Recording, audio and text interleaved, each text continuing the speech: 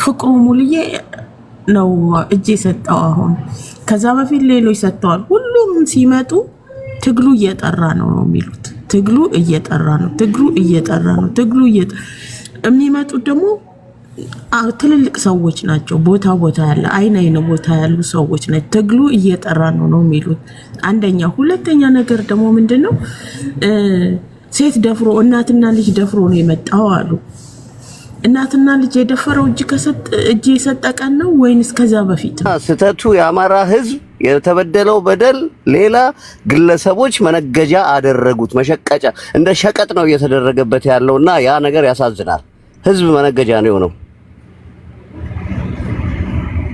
ስለዚህ ትግሉ ወደፊት ከመምጣቱ ይልቅ ምንም በቃ የሚታይ ነገር የለም ነው። ወደ ኋላ ጠቅላላ ፕሮፓጋንዳ ነው። በቃ የግለሰቦችን ኪስ ማደለብ ነው የተያዘው። እዚህ አፕ ላይ ገብተዋል። አማራ ተበደለ እያለ እሱ ገንዘብ ይሰበስባል። መሬት ላይ የተራበው ህዝብ የተቸገረው ህዝብ ማንም ዞር ብሎ የሚያየው የለም። ይሄ ነው ችግሩ። ዛትስ ዋይ ያንተን አይዲዮሎጂ እኔ አፕሪሺየት የማደርገው ኦሮሞን በለው አማራም ትግሬም ውሸት ነው። ጠቅላላ ኪሱን የሚያደልብ ብቻ ነው። ምንም አይነት ትግል መሬት ላይ ያለ ነገር አላየንም። የመንግስት ፓወር እንዲያው ፈረጠመ ብዬ ነው ማስበው። እኔ ጉልበቱን አበዙለት ይባሰ። ስለዚህ መንግስት ታዲያ ለምንድን ነው ማቆም የከበደው? እንደዚህ በጣም በዚህ ደረጃ ከሌሉ በዚህ ደረጃ ኢቴንድራን ቢሆንም እንደዚህ የተከታተለ ሰላምና መረጋጋትን ለአንዴና ለመጨረሻ ጊዜ አካባቢው ላይ ማስጠበቅ የከበደው ለምንድን ነው? እኔ እንዲያውም እዚህ ላይ አንድ ጥርጣሬ አለኝ። ምንድነው መንግስት እንዲያውም ይሄን ነገር ይፈልገዋል ብዬ ነው ማስበው።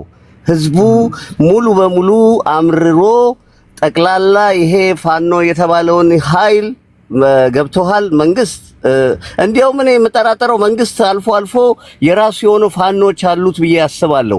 ከዛ ፕሮፓጋንዳ ይነፉለታል። እዚህ ጋር እንዲህ ተገደለ እየተባለ መንግስትም የሆነ ሳቦታጅ የሚሰራ ይመስለኛል። ይሄ የኔ ጥርጣሬ ነው። ገብቶሃል እንጂ መሬት ላይ ያለው እና እኔ የኔን ሐሳብ ነው የምነግርህ።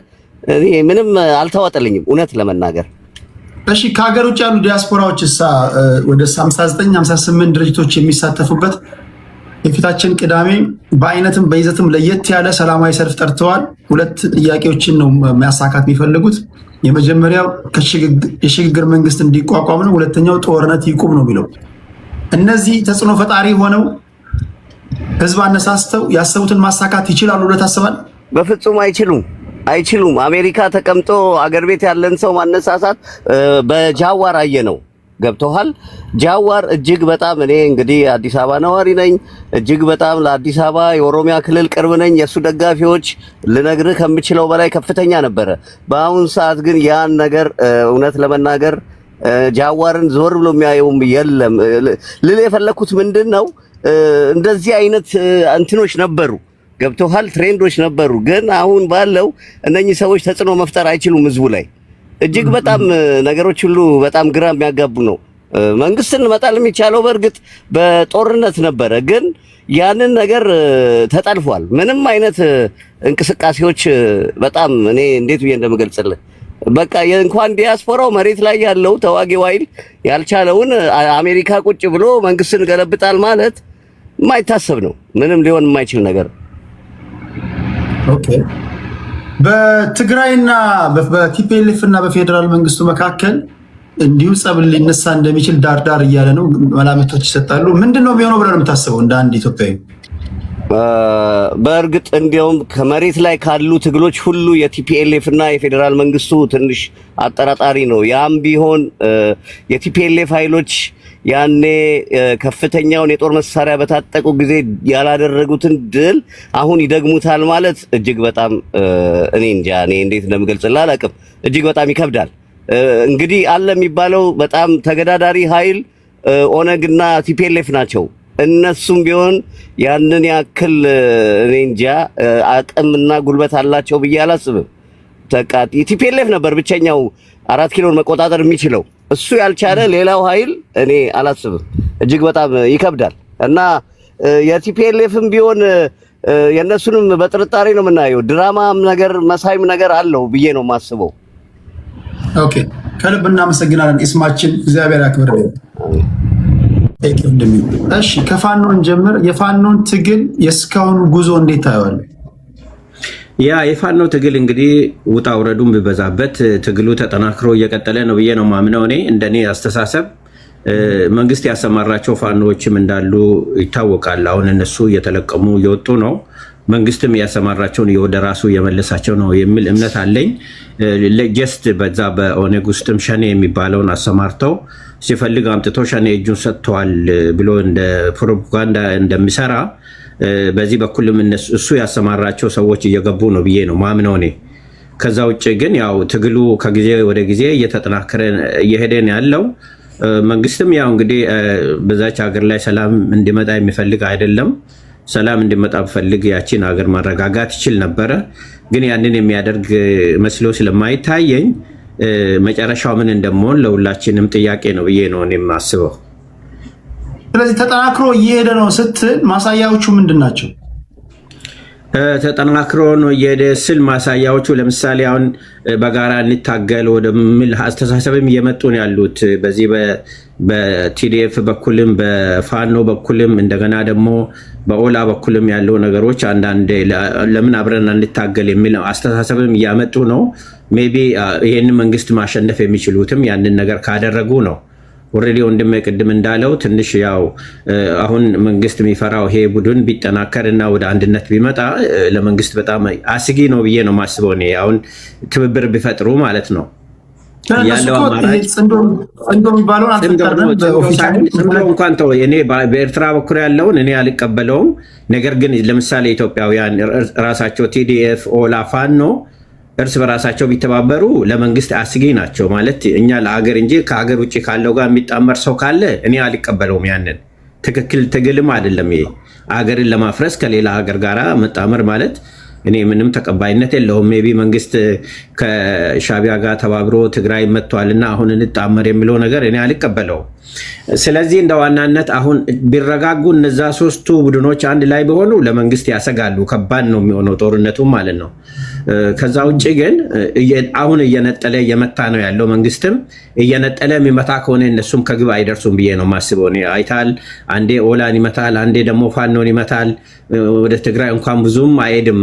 ወደዛ ከሄደ ደግሞ ጦርነቱ ሊነሳ ስለሚችል መንግስትም ራሱ ጥንቃቄ እያደረገ ነው አካሄዱ። አይተ ከሆነ በሚዲያ ላይ ያለው ፕሮፓጋንዳ እንጂ በመሬት ላይ መንግስትም እንደ መጀመሪያው አይነት ጦርነት የሚያካሄድ መስሎ አይታየኝም። አንዳንድ ሰው ድሮን አለው ምናምን አለው የተሟላ ነገር አለው መንግስት እጁ ተጠናክሯል ይላል እንጂ አሁን ጦርነቱ ቢነሳ ያኔ አገሮችን ክልሎችን አሰልፎ የሰራውን ስራ አሁን የሚሰራ መስሎ ስለማይታየኝ መንግስት ራሱ የሚዲያ ፕሮፓጋንዳ እንጂ በተግባር ከመጣ የሚችል አይመስለኝም ብዬ ነው ማስበው። እኔ አመሰግናለሁ።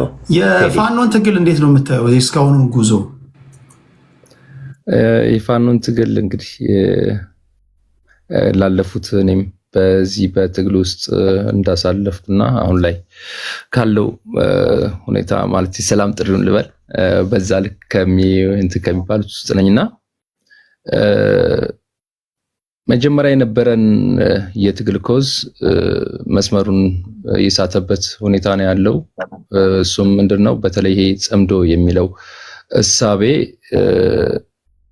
እጅግ በጣም አደገኛ ነው። ምክንያቱም ይሄ ጽምዶ የተፈጠረበት ወይም ጥምረት የተፈጠረበት ቡድን አማራ ማለት በፖለቲካ አስተሳሰብ ውስጥ በፖለቲካ ዓለም ውስጥ ቋሚ ጠላትና ቋሚ ወዳጅ የለም የሚባልበት ሁኔታ ሞር ግን እንደ አማራ ክልል እንደ አማራ ቋሚ ጠላት አለ። ምክንያቱም ኢንተርስት ማለት አጽመርስት ብለን ነው የመጀመሪያው የማንነትና ወሰን ጉዳይ አለ። ከዛ ባሻገር ከክልሉ ውጭ የሚፈጸሙ የሰብአዊ በደሎችን እሱን መሰረት ያደረገ ነበር። ግን ያን በደል የፈጸሙ ትናንት እንግዲህ በተለያዩ አካባቢዎች ላይ ተጠቅሰው በማያልቁ በተለይ በኦሮሚያ በቤኒሻንጉል የደረሰው ነገር ግልጽ ነውና ያን ድርጊት የፈጸሙ አካላቶች ጋር ዛሬ ጽምዶ ስታረግ ትናንት በጄኖሳይድ የከሰስካቸው አካላቶች ጋር ዛሬ ጥምረት ስትፈጥር ለማን ነው የወጣው የሚለው ነገር ራሱን ማለት ጥያቄውን አይመልሰውም። እና በትናንት ሐውልት ቀርጾ ህገ መንግስት አርቅቆ ካርታ ከልሎ አጽመርስተን በኃይል ቀምቶ ትርክት ፈጥሮ ያለን አካል ዛሬ ተጣምሬ መንግስት ሆኜ ምናምን የሚባል ተረት አለ። ይሄ የአማራን ወጣት ከመቀነስ የአማራን ህዝብ መከራ ከማዋለድ ከማብዛት የዘለለ ጠብ የሚል ለአማራ ህዝብ የሚጠቅም ጠብ የሚል ነገር አይኖርም የለም። አሁን ላይ ያለውን ተጨባጭ ማለት ብዙ ጊዜ አንተን መከታተላለሁኝ እንግዶችንም መከታተላለሁኝና ያለው ነገር በግልጽ ስለሚታወቅ ማለት ነውና በጥቅሉ የፋኖ ትግል ፌል አርጓል። አሁን ላይ ያለው ኢኮኖሚ ኢንተረስት ለማሳካት እንትን የሚል አካል አለ። በተለያየ ወንጀል ውስጥ ያለፈ ግን ከማረሚያ ቤት ይልቅ በጫካ ሆኖ በደሃ ልጅ አጃቢ አድርጎ ምናልባትም ሰራዊቱ በስድስት ወር አንድ ጊዜ የሆነ ሆንጎ ጫማ ነው የሚገዛለት አይደለም እሾክ ይቅርና ጠጠር ሊከላከል የማይችል ጫማ የተጫማ ነው የሚኖረው በተለያዩ ችግሮች ውስጥ እያለፈ ነገር ግን እዚህ ጋር ባለ አመራሩ ግን የተሻለ ህይወት ነው የሚኖረው። ማረሚያ ቤት ከሚኖር ይሻለዋል። በርግጥም ግን ማህበረሰቡ ይሄንን ተገንዝቦ ማለት በተለያየ ነገር እየተዋጋው እኮ ነው ያለው በተጨባጭ ማለት ነው። ምክንያቱም መረጃ ትልቅ ጉልበት እንዳለው ማህበረሰቡን ትናንት ምሽግ ሆኖ ስንቅ ሆኖ ትጥቅ ሆኖ መረጃ ሆኖ ስንት ሲል የነበረው ማህበረሰብ ዛሬ ዞሮ አሳልፎ እየሰጠ ያለበትም ሁኔታ አለ። ግን ይሄ ኃይል ይሄንን ተመጥኖ የሚሰጠውን ተተኳሽ ምናምን ነገር አስቦ ሰራዊቱም የጃጃል ያለበት ሁኔታ አለ። ግን ከዚህም እጥፍ እኮ ህወሓት ትናንት አጥቆ ነበረ። ሰሜን ሸዋ ደረሰ፣ ተመለሰ። መንግስትም የነበረበትን ድክመት አርሞ በቴክኖሎጂም የተሻለ ደረጃ ላይ ነው ያለው። ችግሮች ሁሉ የአማራ ህዝብን የትግል ኮዝ በመጠቀም ግን ጠልፎ ለሌላ ዓላማ እየዋለ ያለበት ሁኔታ ነው ያለው ብዬ ነው የምረዳው። ኦኬ ወደ ዋንጋሪ ልምጣ እስኪ። ዋንጋሪ ምን ትላለህ?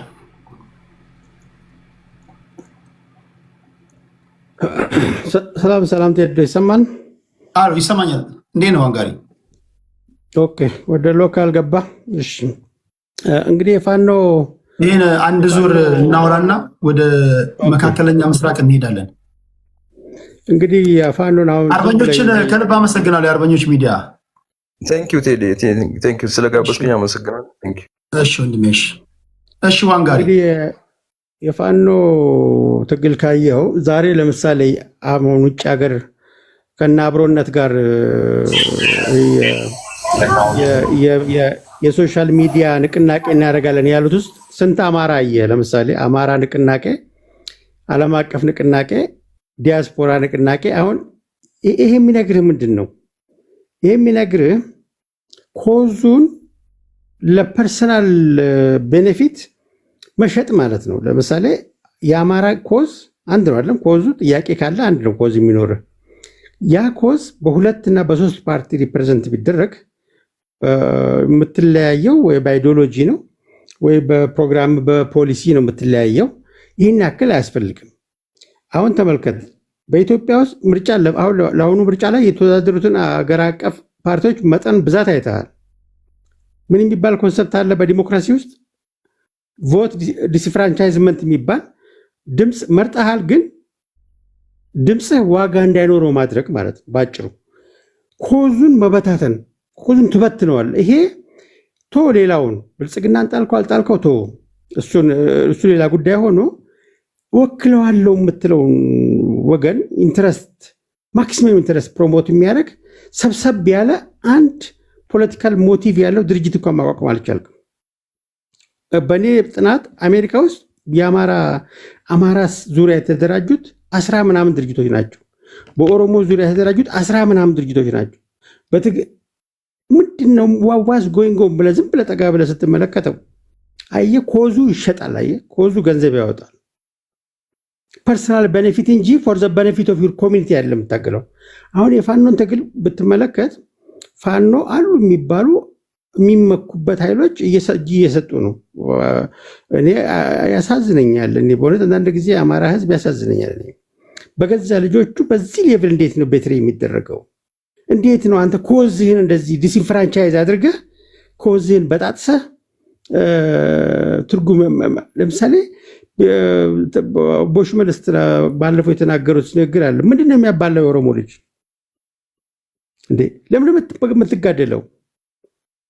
አሁን ፐርፐዙ እኔ መምጣት አለብኝ ያችን ፐርሰናል ኢንተረስቱን ማያስፈጽማል የሚለውን ነገር ነው መመልከት ያለብንና ይሄ አይ ቲንክ በጣም ባርባሪክ እና ኋላ ቀር የሆነ የፖለቲካ ትግል ስለምናደርግ እንደ አገር ማለት ነው እንደ አገር የተወሰነውን ብሄር እያልኳለም እንደ አገር የተጠናወተን በጣም ጥቂቶች ኤሊቶች የፖለቲካል ፓወሩን የፐርሰናል ኢንተረስታቸውን ፐርሰናል ቤኔፊታቸውን የግል ጥቅማቸውን ለማስጠበቂያ ስለሚያደርጉት ነው መከራውን ያበዛው። አሁን ሲምፕል ሰለጠን የሚሉት ሞደርን ፖለቲካ እናራምዳለን የሚሉት 60 እንድንመርጣቸው ነው እንዲመርጡ ነው የምትወዳደረው። 2-3 ፓርቲ በተሆን አትሊስት ማጆሪቲ ድምፅ ማጆሪቲው ድምፅ የሻል ያለው ድምፅ የወከለው ሰው ወንበር ይዛል። ዲስፍራንቻይዝ አድርገህ ባጭሩ በቀላሉ አሸንፎ ይላል ብልጽግና። ምክንያቱም የኛ ሀገር ድምፅ አብላጫ ድምፅ ያገኘ ነው 50+1 ያገኛል። አብላጫው ከመራጩ ከተወዳደሩት አብላጫውን ድምፅ ያገኘ ያልፋል። ስለዚህ 20% 30% የመረጠው ሰው 70% የመረጠው ወድቆ የ70% ድምፅ ዲስፍራንቻይዝ ሆኖ የ30% በዚህ ውስጥ አንተ አንድ ሆነ በተዘረጋልህ ስርዓቱ ህገ መንግስቱ እስኪሻሻል ድረስ በተዘረጋልህ ውስጥ አንድ ሆነ በዛች በምርጫ ጣቢያ ላይ አሸነፈ ወይም ኦርጋናይዝድ ሆነ ኮዙን ሰብስበ ማህበረሰቡ ላይ አንድ ዩናይት የሆነ እንደመፍጠር አሜሪካ ቁጭ ብለ 1001 ማህበር በስሙ እያደራጀ ማን ነው የጎዳው? ያን ማህበረሰብ ማን ነው ወክለዋለሁ የሚለው ማህበረሰብ የሚጎዳው? እነሱ አሜሪካ ናቸው ሲባል ለምሳሌ ለነሱ ፌርነስ አንድ ጥያቄ ማንሳት አለብን። እኚህ ሰዎች እሺ በሰላማዊ መንገድ ገብተን እንታገል ቢሉ ያን ሊያደርጉ የሚችሉበት ምቹ ወይም ደግሞ አስቻይ ሁኔታ አለ ማድረግ ይችላሉ? ፖለቲካ ትግል የምታረገው ኔቸሩ ኢንኮንቪኒየንት ነው። ምቹ ሁኔታ ፈጥረ የተንደላቀቀ እድገቱ ኢቭን ያደጉት ሀገራቶች እንኳን ፖለቲካል ትግል ሲደረግ ለስልጣን ባርጌን ትግል ሲደረግ ሀስል አለው። ኦኬ ኢቭን ለምሳሌ በትግል አድርገህ በመሳሪያ እንኳን ታግዬ ጥላለሁ ካልክ በመሳሪያ አገሩ ውስጥ ታገረ እንኳን በመሳሪያ ጥለዋለሁ የምትለውን ኃይል አንድ ሆነ አንድ ፕሮግራም ቀርጸ አንድ ዲሲፕሊን አውጥተ በዛ ዲሲፕሊን ተመርተ ካልሄድክ 9 ትንንሽ ከሆንክ ለጠላት ተመችተ ከመጣ አንተ ጠላት የምትለውን ወገን እጥለዋለሁ የምትለውን ወገን የምትወድቀው ማንተነ የምትጎዳው ማንተነ ጭራሽ ወክለዋለሁ የምትለውን ህዝብ ነው የምትተባበሰው። ውጭም ያሉት ተመሳሳይ ሀስል ማድረግ አለበት ስትላቸው ሀስል ማድረግ እስከምን ድረስ ነው? ለምሳሌ ህይወትን እስከ ማጣት ነው ወይስ ምንድን ነው? ሀስልስ ማድረግ ለምን የነሱ ግዴታ ይሆናል? እንግዲህ ከማህተመ ጋንዲ ትግል የምንማረው ማህተመ ጋንዲ ናቸው። አሁን እኛ ባለንበት ነባራዊ ሁኔታ ጥርጊያውን ማመቻቸት ያለበት ስልጣን ላይ ያለው ኃይል ነው አይደል? ቢያንስ ሌላው ቢቀር ቢያንስ ሀሳባቸውን ሸጠው ህዝብ ከገዛቸው ስልጣን የሚይዙበት ወይ የህዝብ ተወካዮች ምክር ቤት የሚገቡበት አትሊስት በነፃነት ሀሳባቸውን ለመሸጥ የሚያስችል ወንጀል ካልሰሩ በስተቀር ማይዋከቡበትና ማይታሰሩበትን ስርዓት መፍጠር ያስፈልጋል።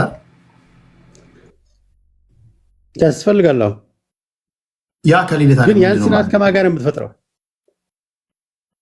እኮ እንዴት ነው ማለት ነው? ያን ስርዓት ስትፈጥረው ቴዲ ስልጣን ላይ ያለው ኃይል ሁለት ግል ያለበት ከስልጣን ላይ ከወረደ ወይ እስር ቤት ነው ወይ መሰደድ ነው ወይ መሞት ነው የሚገጥመው።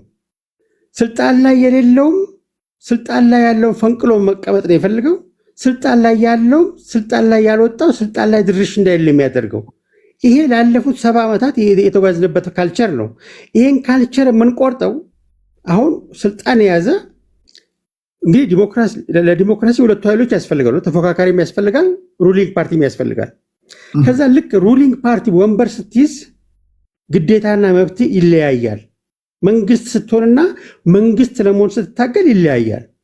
አሁን እኛ ጋር ምን ችግሩ ሆኖ መሰለ ላለፉት 70 ዓመታት መንግስትም ትሬት አለበት። ወይ ኩዴታ ይፈራል፣ ወይ መሳሪያ ያዘ የፈነቀለኛ ብሎ ይፈራል፣ ወይ ደግሞ በአመፅ እንሳሉ ብሎ ይፈራል። ስልጣን ከለቀቀ ደግሞ ኮንሲኮንሱ ምንድነው የሚሆነው? ወይ እስር ቤት ነው፣ ወይ ስደት ነው፣ ወይ ሞት ነው። ይሄን ፎርሙላ አስቀምጠህ ቴዲ፣ ይሄን ፎርሙላ አስቀምጠህ የሚመጣው የሚያሳድድ ከሆነ ወንበር ላይ ያለው የሚያሳድድ ከሆነ ይሄን የፖለቲካ ቀመሩን ፎርሙላውን በጋራ እስካልሰራ ነው ድረስ ለለውጥ የምትሰራ ከሆነ ለሀገሬ ለውጥ ያስፈልገኛል የምትል ከሆነ ገዢውም ሰከን ካላለ ተቃዋሚም ሰከን ካላለ እንዴት ነው ቀመሩን የምናስተካክለው ነው አለ ልንነጋገርበት የሚገባው። ላለፉት 67 ዓመታት የሚያባላን ይሄ አይደለም። ምንድን ነው ለምሳሌ ሲሆን ህወሓት ስለስንት ተሰነጠቀ? ህወሓት ለ4 ተሰነጠቀ አይደለም? አሁን እያየ ነው፣ ፊት ለፊት እያየ ነው። ለምንድን ነው በወንበሯ ናት? አየህ፣ ፕሪቪሌጅ አለ። ስልጣን ስትይዝ ማህበረሰብ መነገጃ ነች እንጂ ማህበረሰብ ወክልሃለሁ የምትለው ማህበረሰብ መነገጃ ነው እንጂ ካልቸሩ ከስልጣን ኢዘርሚ ኦር አጌንስትሚ ነው፣ ዊዝሚ ኦር አጌንስትሚ ነው።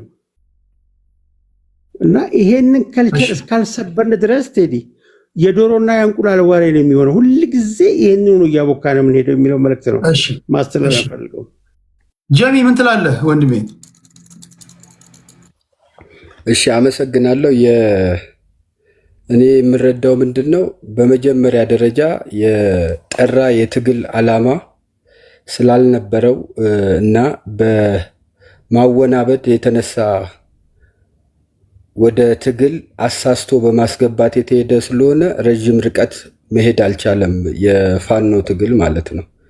ቤዚካሊ የመጀመሪያው የሰሜን ጦርነት ላይ ከመንግስት ጋር የነበረ አካል በሆኑ ጉዳዮች ላይ አልተስማማውም ወይንም እኔ እንደምፈልገው አልሆነም የሚል ነው የፋኖ ወደ ጫካ መግባት ማለት ነው።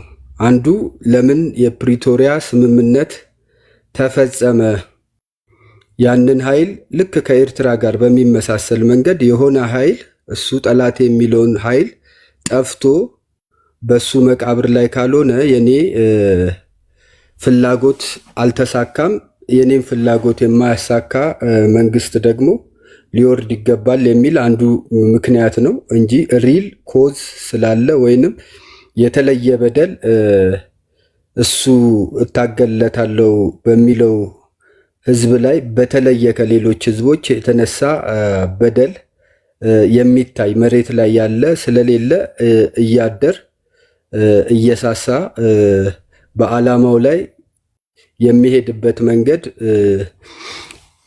ደጋፊዎቹን በውስጡ ያሉትን እያራቀ ሄዷል ማለት ነው። ሌላው እዛ ውስጥ ያለ የስልጣን ጥማት ሲሪየስ ኮዝ ነበረ ማለት ነው። ዋናው ምክንያት እዛ ወንበር ላይ የመቀመጥ የስልጣን ስለሆነ ህዝባዊ ዓላማ አልነበረም ማለት ነው። በዛ ደረጃ ህዝባዊ ዓላማ ቢሆን ኑሮ ህዝቡን እታገለታለሁ የሚለው ህዝብ ላይ የሚያደርሳቸውን በደሎች በዛ ደረጃ ሊያደርስ አይገባም ነበረ። ክልሉን ወደኋላ የማስቀረት እንቅስቃሴ ነው ሲያደርግ የነበረው ሂደት ማለት ነው። ከዛ ባሻገር እያደር የግል ፍላጎት መሆኑንና ይሄ የፐርሰናል የሆነ ኢንተረስት ማሟያ እየሆነ መምጣቱ ሞዴሬተሮች በቃ ሌላ ሰው አትጨምሩ ከዚህ በላይ እሺ፣ ቀጥል ጀሚ። እየመጣ ስለመጣ እዛ ውስጥ የሚጠቀም አለ፣ በዚህ ትግል ውስጥ ገንዘብ የሚያገኝ ሀብት የሚያፈራ ትኩረት የሚያገኝ አለ። ሌላ ደግሞ ይሄ ጉዳይ ትግል ነው ህዝባዊ ነው ተብሎ የተሸፈነው በዛ መንገድ እየሄደ አለመሆኑ ቅሬታ ውስጥ እየከተታቸው ከዕለት ወደ ዕለት እርስ በራስ አለመግባባት ደረጃ ላይ እያስገባቸው እየመጣ ያለበትን ሁኔታ ነው የተረዳሁት። ከዛ ውጪ የማይጣጣሙ ከጅምሩ ከአማራ ጥያቄ አለኝ ብሎ እንደ ህዝብ ከለውጥ በፊትም ሲያነሳቸው የነበሩ ጥያቄዎችን ከዛ አጌነስት የሆነ ኃይል ያንን በደል አድርሶብኛል የሚለው ኃይል ጋር ጥምረት ፈጥረው አጌነስት የአማራ ጥቅም መሄዳቸውን ሲያውቁ ሌሎች የነበሩት እየወጡ መምጣት ጀመሩ ማለት ነው። እኛ ሀገር ላይ ባይዘዌ ከዲሞክራሲ አንጻር የመታገያ ሜዳ አንጻር መንግስት ችግር እንዳለበት በተደጋጋሚ ይነሳል እና በጣም የዲሞክራሲ ችግር ያለባቸው እነኚህ ጫካ ያሉ ሰዎች ናቸው።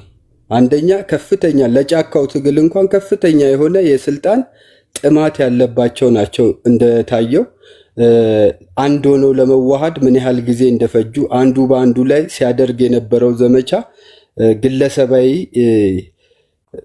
ምክንያት የሚያሰጠው ነው ትግሉም ማለት ነው። ከዛ ውጪ ልክ የሆነ እነሱ ውስጥ የተለየ ሀሳብ የያዘ ሰው ሀሳብን እንደ ጠላት እና እንደ አውሬ የሚጠሉበት ነገር በስፋት ነው የሚታየው ማለት ነው። ለምሳሌ በራሳቸውም ውስጥ ማለት ነው አንደኛ የመንግስት ወገን ደገፈ የሚል ወይንም የመንግስት ሰራተኛ ወይንም ንጹሐንን በምን ያህል ደረጃ ከኛ ጋር አልቆምክም ብለው ሲያሰቃዩ ጥቃት ሲያደርሱ እንደነበር አይተናል። በራሳቸውም ውስጥ ልክ ሲወጣ አንድ ታጣቂ አላማው አካሄዱ በፊት እውነት መስሎት የገባ አካል ልክ ሲወጣ ወይ ተላላኪ ነው ወይ ከሃዲ ነው ወይ ባንዳ ነው። የሐሳብ ያንን ጀግና ስትል የነበረውን ሰው አፈርድሜ ለማስበላትና ለማጣጣል ወደኋላ እንኳን ምን ተናግረን ነበረ፣ በምን አይነት ቃላት አድንቀነው ነበረ የሚለውን ለማየት ወደኋላ ለማየት እንኳን የማይሞክሩ በሐሳብ ልዕልና የማያምኑ በሐሳብ ተቃርኖ የማይቀበሉ አካላት ናቸው። ከዛ ውጪ ኢትዮጵያ ውስጥ ከዲሞክራሲ አንጻር እጥረቶች ሊኖሩ ይችላሉ። የትኛውም እኛ ሀገር እኮ ምርጫ የተጀመረው 87 ወር ምናምን ዓመተ ምህረት ነው እና ልምምዱ እንኳን የለንም። በህዝብም በመንግስትም ልምምድ ከሌለበት ሀገር ደረጃ በደረጃ ነው የሚያድገው። ከዚህ አንጻር በርካታ የታጠቁ ኃይሎች ከውጭ እንዲገቡ ተደርገዋል። የዛን ጊዜ የነበሩትን የለውጥ ሂደቶች አይተናል። ነገር ግን ከገቡ በኋላ አምጣው ስልጣኑን እኛ የገባ ነው ዋናውን ወንበር ለመቀበል ነው እንጂ ዋናው ወንበር የኛማማ ይሆን ከሆነ ምኑን ለውጥ መጣ በሚል ወደ ችግር የገቡበት እና አገሪቷን ወደ ተባባሰ ችግር ፈቺ ሆኖ ከመቅረብ ይልቅ ባሉት ችግሮች ላይ መፍትሄ ለመፈለግ በጋራ ከመፈለግ ይልቅ ችግሮችን የማባባስ አቅጣጫን የተከተሉት። ከዛ ባሻገር አላማው በሌላ የመጠለፍ ጉዳይ ሲሪየስ ነው።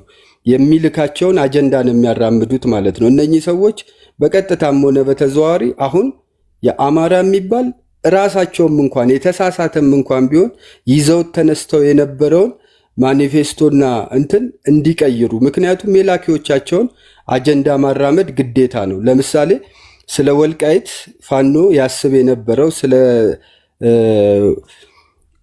ራያ ያስብ የነበረውና አሁን ላይ የሚያራምዱት እንትን አይነካ፣ እሱ ጉዳይ እንዲነካ አይፈልጉም ማለት ነው። ከዚህ አንጻር በደረጃ በደረጃ እየተቀዛቀዙ ያሉበት የመንግስት ኃይል ደግሞ እየተጠናከረ ያለበትና የበለጠ ኃይሉን ክንዱን እያበረታ እየሄደ እነሱ ግን ከውስጣቸው ራሱ ዋና ዋና የሚባል አሁን እስኬለተኑ በጣም ተቦርቡሯል።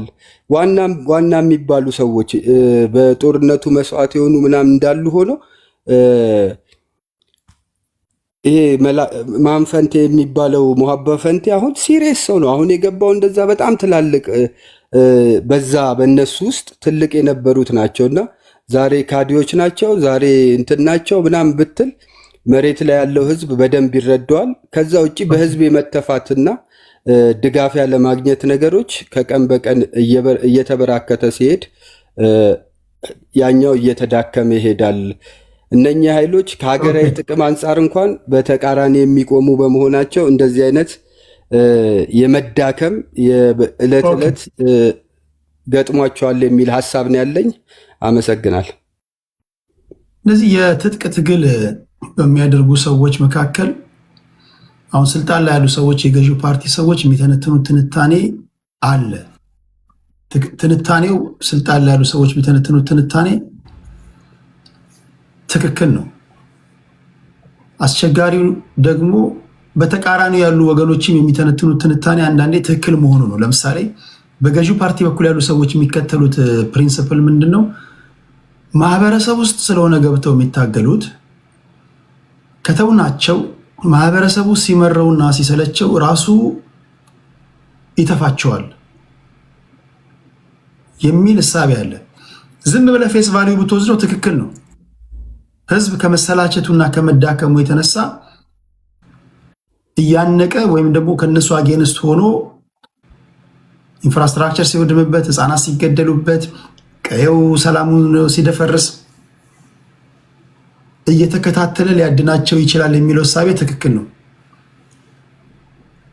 እንደዛ የምታስብ ከሆነ ደግሞ አንድ ማድረግ ያለብህ ትልቅ የቤት ስራ አለ። የገዢ ፓርቲ ሰው ከሆንክ የምታስተዳድረውን አካል እንዳልበደልክ፣ ሙሰኛ ባለስልጣናቶች እንዳልከበቡ፣ ሀብት ፌርሊ ዲስትሪቢዩት እየሆነ እንደሆነ ማረጋገጥ አለብህ።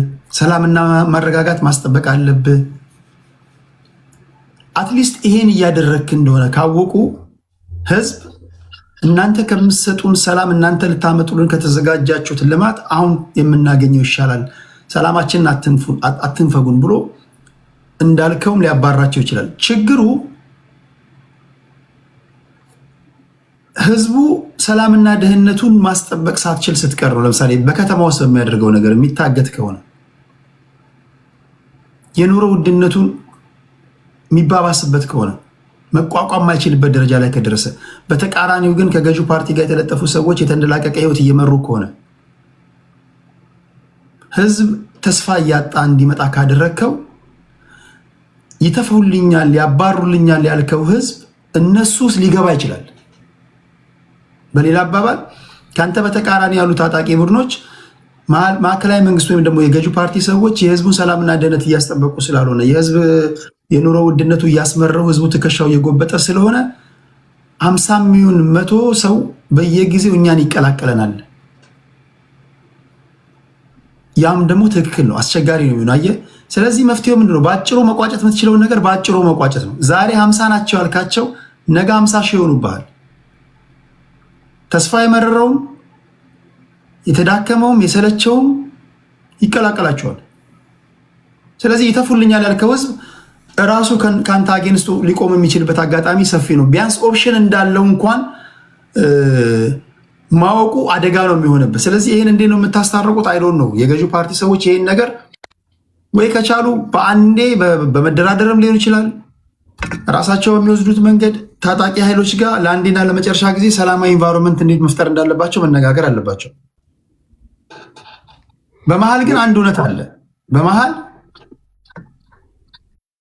መንግስት ሰላማዊ ኢንቫይሮንመንት ፈጠረም ተደራደረም አልተደራደረም ያ ነገር እስኪሆን ድረስ ህዝብ ዋጋ ይከፍላል። መሰረተ ልማት ይወድማል፣ ህፃናት ከትምህርት ቤት ይቀራሉ፣ ሴቶች ይደፈራሉ። ይሄ እውነት ነው። ስለዚህ በተለይ እንደ አፍሪካ ባሉ እንደ ኢትዮጵያ ባሉ ሀገራት 5ም ሆነው ነፍጥ ይዘው ጫካ ሲገቡ መፍራት አለብን።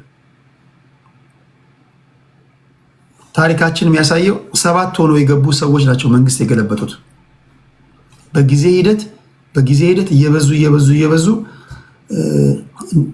ለቁጥጥር አስቸጋሪ ሊሆኑብህ ይችላሉ። እሺ ይሄን ካልኩኝ በኋላ እህታችንን ቲናን እንስማትና ሶራን ሰምተን ወደ 2 ደቂቃ ሪያክት ላድርግበት ትፈቅድልኝ? ቆይ እኔ ጀስት እንትኑ ነው ኦቨርኦል ሐሳቡ ነው፣ በአንተ ላይ ሳይሆን ኦቨርኦል ሐሳቡ ነው። ቲና ጤና ይስጥልኛለሽ? ጤና ይስጥልኝ። እንዴት ነህ ቴዲ? አለው እግዚአብሔር ይመስገን። እሺ በፋኖ ጉዳይ ሐሳብ ለመስጠት ነው። አዎ እሺ ምን ያልሽ? እምለው ምን መሰለ፣ አሁን ፍቅሩ ሙልዬ ነው እጄ ሰጠው። አሁን ከዛ በፊት ሌሎች ሰጥተዋል። ሁሉም ሲመጡ ትግሉ እየጠራ ነው የሚሉት። ትግሉ እየጠራ ነው የሚመጡት ደግሞ ትልልቅ ሰዎች ናቸው። ቦታ ያለ አይን ቦታ ያሉ ሰዎች ናቸው። ትግሉ እየጠራ ነው የሚሉት አንደኛ። ሁለተኛ ነገር ደግሞ ምንድነው ሴት ደፍሮ እናትና ልጅ ደፍሮ ነው የመጣው አሉ። እናትና ልጅ የደፈረው እጅ የሰጠ ቀን ነው ወይንስ ከዛ በፊት ነው? ከዛ በፊት እናትና ልጅ የደፈረ ሰው እነሱ መሃል አለ ማለት ነው። እየተቀበሉት እየሄዱ ነው። እጅ ሲሰጥ ነው እናትና ልጅ ደፍሮ ነው የመጣው። ሁልጊዜ ምክንያት አላቸው። እንደዚህ ነው የፋኖ ትግል። ምን እንደሆነ ታውቃለህ? አንዳንድ መድኃኒቶች ሲወሰዱ ሳይድ ኢፌክት አላቸው። ሳይድ ኢፌክቱ ምንድነው? ሃሉሲኔሽን ነው። ሃሉሲኔሽን ምንድነው? ይሄ የሌለ ነገር እንዳለ አድርገህ ማሰብ። ሚካኤል ታየኝ መጥቶ አሁን አናግሮኝ ሄደ እንደዚህ ነገር አየሁ የማለት አይነት ትግል ነው።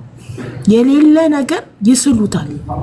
የአገዛዙን ወታደሮች ይሄን ያህል ደምስሰና ይሄ ሃሉሲኔሽን ነው። የለም ትግሉ የለም መሬት ላይ አንደኛ ነገር። ሁለተኛ ነገር ትግላቸው የተበላሸው የመጀመሪያ የተበላሸው ማናቸው ጄኔራል ማነው የሚሏቸው ጄኔራል ተፈራ ማሞ ወጥተው ኤርትራን ከነካ ከጀርባው እንከመርበታለን ያሉ ጊዜ ነገር ተበላሸ። በቃ የተበላሸ ትግል እንደሆነ ያንን ታውቀዋለህ። ኬት እንደተጠለፈም ያ ይነግርሃል። በቃ ተጠልፏል ኦልሬዲ። ልጆቹ የመጡት የሚሉት ልክ ናቸው። ኮንፈርም ደግሞ የምታደርገው ከራሳቸው ያ ነው የፋኖ ትግል ሃሉሲኔሽን እንጂ ትግሉ የለም። ሁለተኛ ነገር ደግሞ የታጠቁ ሰዎች በየቦታው አሉ። ይደፍራሉ፣ ይገላሉ፣ ህዝብ ያስጨንቃሉ። ህዝቡ ግን ካላወጣቸው እንዴት አድርገህ ታጠፋቸዋለህ? ልክ ህግ ለማስከበር ሲመጣ ብን ብለው በየቤታቸው ይገባሉ። እንዴት አድርገህ ነው የምታጠፋቸው? መጥፋት የሚችሉ አይደሉም። ሌላ ጠላት ቢሆን ማጥፋት ይቻላል፣ ግን የራስህን ሰው ማጥፋት አትችልም። መጥፋት አይችሉም፣ ማጥፋት አይቻልም። እንዲሁ ግን እንዳሸበሩ ምናልባት ህዝቡ ቆርጦ ካላወጣቸው በስተቀረ እንዲሁ ሲያውኩ ይኖራሉ። እንዲህ ነው የሚኖሩት። በቃ ጫካ ይገባሉ። ድሮም አለ ጫካ ይገባሉ። ዞር ዞር ብለው ዘርፈው ተመልሰው ይገባሉ። እንደዚህ ነው የሚኖሩት። እንዳሸበሩ ይኖራሉ የራሳቸውን ህዝብ። በቃ ሌላ አማራጭ የላቸው። አመሰግናለሁ። ሌላ ጥያቄ ካለ ጠይቅ። ከልብ አመሰግናለሁ። እሺ አመሰግናለሁ። ቶራ ምን ትላለህ አንተስ? ሰላም ቴዲ፣ ሁላችሁንም ሰላም ብያለሁ። ያው የፋኖ ትግል መነሻውና መድረሻውን ስናየው ነው ጥሩ የሚሆነው ይሄን ነገር ለመመለስ። ግን አሁን በዚህ ልጅ ጉዳይ አሁን እሷም ስታነሳ ጫፍጫፍን ብለዋለች። የሆኑ እናትና ልጅ ደፍሮ ምናምን እንደዚህ አድርጎ ነው የመጣው የሚባል ነገር አለ። አሁን የፋኖ ትግል ችግር እንዳለበት የምታውቀው በደጋፊዎቹ ምናምን በኩል ይህንን መረጃ ይዘው ግን ለትግሉ ይጠቅማል ብለው ደብቀው ይዘውት ነበር ነው እና እኔ እንዴት አይነት አካሄድ እንደሚኬድ አልቅም። ኃጢአትም እየሰራ ያ ሰውዬ ለትግሉ ይጠቅመናል ለእኛ ትግል አስቻይ ትክክለኛ ነገር ነው ብለው መረጃውን አላወጡትም ነበር። ልክ ከነሱ ሰፓሬት ሲሆን ያንን መረጃ እያወጡ ያንን ወቀሳ ማምጣት ተጀመረ እና ያኔ ትግሉ ላይ ያለ ለምን ይህንን መረጃ ታዲያ ትክክል ህዝብን እየበደል እኮ ነው ለዛ ህዝብ ታገልለታለሁ የሚለውን ሰው እየበደለ ዝም ብለዋል ማለት ነው። ለምን እንደዛ ሀይድ ማድረግ ፈለጉ? በዛ ሰዓት ለአማራ ህዝብ ነው እንታገላለን ብሎ የወጣው ይሄ ልጅ አይደል? እንደዚህ አይነት ፋውል እየሰራ እንደሆነ ታውቆ አይ ኢሶኬ ትግሉ በቃ ሰላማዊ እንዲሆን ወይም ለትግሉ መልካም አካሄድ እንዲባል እንደብቀው ብለው የራሱን እንግዲህ አማራ የሚባለውን ማህበረሰብ እየበደለ የደፈረ ነው እያሉት ያሉት ሰውዬ ለምን ሀይድ ያደርጋሉ ታዲያ? ይህ እንዴት ሞራሊቲ ነው እንግዲህ የሚመጣው? ትግሉ የሚካሄደው ለዛ ህዝብ እሱ እየበደለ ነው። ግን ሀይድ ተደርጎ መረጃው ተደብቆ ከዛ በኋላ ልክ ሲወጣ እንዲኮ የሚያደርግ ሰው ነበረ፣ እንዲያደርግ ነበረ። እንዴት አይነት አሁን ይህን እንደገና መልሶ ደግሞ እኛ እኮ ለአማራ ህዝብ ነው የምንታገሉለት ምናምን ብሎ ደግሞ ያ ሰው ደግሞ ሌላ አይነት ፕሮፓጋንዳ ይሰራል። ኦፍኮርስ አማራ ፋኖ ትግል ሲጀመር የአማራ ኮዝ ነበረው። ትክክል እኮ ነው፣ የሚታይ ኮዝ ነበረው። በማንነቱ ይገደል ነበረ፣ ወደ ዋና ከተማ እንዳይገባ ይደረግ። አሁን ለምሳሌ ይሄ እኮ የተለመደ ነው አይደል? ለምሳሌ አሁን የመንግስት ሰዎች ወታደሮች ሲማረኩባቸው ተማርከውብናል ይላሉ። ወይ ኤአይ ነው ይለዋል፣ ወይ ዩኒፎርም አሰርተውን ያለበሷቸው ይላሉ አይደል? እነሱም እኮ ነገ ዘመነ ካሴ የምትማርክ በወንጀል ልንይዘው ስንል አመለጠን ይላል። በመንግስትም በኩል ሲማረክ በክትትል ስንይዘው ሙስና ሰርቶ ስናሳደው መጥሪያ ሲመጣለት ምናምን የሚባለው ትንታኔ የተለመደ አይደለም ወይ? ምን የተለየ ነገር አድርገው እንዳጠቃላይ ከሆነ በመንግስት ሳይድ እንደዚህም ከሚደረግ አይነት ነገሮች ካሉ ትክክል አይደለም። በቃ ይሄ እኮ ያን ዋናው ፖይንቱ እኮ ወንጀሉ እኮ ነው። እኔ ወንጀለኛ ከሆንኩኝ እዛ ቦታ ላይ ለእኔ ለሆነ ወንጀል ሰርቶ ሳይሆን እኮ ወንጀል ሰርቶ ሊሆንም ላይሆንም ይችላል። ግን እንደዛ ሲሉ አንፈልገውም እኛ ራሱ የቀነስ ነው። አሁን ማንም ነገ ቢማረክ እርግጠኛ ሆኜ የምነግርህ ለምሳሌ በእነ እንትና እኮ ማየት ይችላል፣ በእነ ማስረሻ እኮ ማየት ይችላል፣ በእነ ሙሀቤ ማየት ይችላል። ምንድን ነው የተባለው? የመንግስትን ጥሪ ተቀብለው ሲመጡ አስቀድመን እኛ ለትግሉ አጠቅሙን ብለን አንሳፈናቸው ነበር ነው ያሉት። አንዳቸውንም የእንትና መውጣት ጎዳን አይሉ። ይሄ የታጋዮች ባህሪ አይደለም ወይ? አድሚት ያለማድረግ ነገር። እስኪ ውስጣችንን እንገምግም የሚል አይታል። እንትና ሄደብን እንዴ ክፍተት ፈጥረብናል። ኢቨን አሁን ለምሳሌ ጌታቸው ረዳ እንኳን ለምሳሌ ከቲፒኤልኤፍ መውጣቱን ተከትሎ ቲፒኤልኤፎች ምንድን ነው ያሉት? ውስጥ ሆኖ መረጃ ሲያቀብል የነበረ የውስጥ ባንዳ ልንይዘው ስንል አመለጠን ምናምን ነው እንጂ የሚሉ ጌታቸው ረዳን የሚያል ሰው ወጣ። ለምንድን ነው የወጣው? ይህንን መፈተሽ አለብን ምናምን አይሉም እኮ። ማንስ ጋር የሌለ ነገር ከየት ያምጡ ለማለት ፈልጌ ነው። በአንተ መጨረሻ ላይ ባልከው ነገር ውስጣቸው መፈተሽ አለባቸው።